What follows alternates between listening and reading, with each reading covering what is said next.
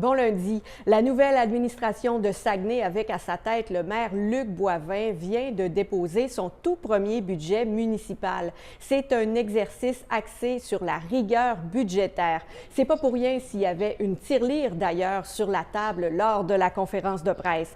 On note entre autres une augmentation de la taxe foncière de 1,9 % pour une maison moyenne d'environ 300 000 $. Eh bien, ça représente une hausse d'environ 55 $, en plus d'une augmentation de 171 $ pour les services municipaux. Le nouveau maire Luc Boivin veut miser sur le développement économique et la subvention de promotion Saguenay augmente d'ailleurs de plus de 2 millions de $ afin d'attirer de grands projets sur le territoire de Saguenay. On va être plus agressif au niveau des programmes pour attirer des nouvelles entreprises sur le territoire. On va donner à Promotion Saguenay les moyens de réaliser des cibles plus ambitieuses au niveau du développement économique. À Alma, Roberval, Dolbeau-Mistassini et Saint-Félicien, le budget sera présenté lors d'une séance publique en soirée.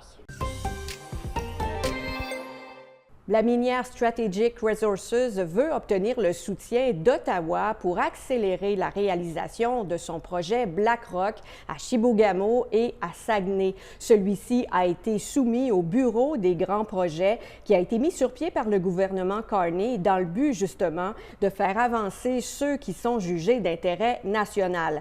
Si le projet BlackRock est retenu, ça enverrait un signal très positif aux investisseurs et au marché.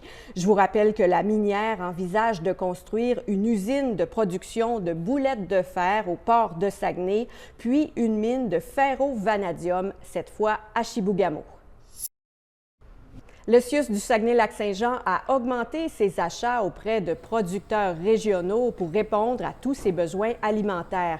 La hausse se chiffre à presque 14 % pour 2024-2025 comparativement à l'année précédente. Ce sont des données qui ont été recueillies par l'Institut de tourisme et d'hôtellerie du Québec.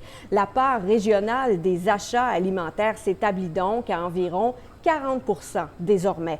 Parmi ces producteurs régionaux, on note la fromagerie Boivin, la boulangerie du Royaume, Céréales Normandin et les délices du Lac-Saint-Jean. Selon le CIUS, ce changement a provoqué des retombées économiques supplémentaires de 719 000 $ au Saguenay-Lac-Saint-Jean.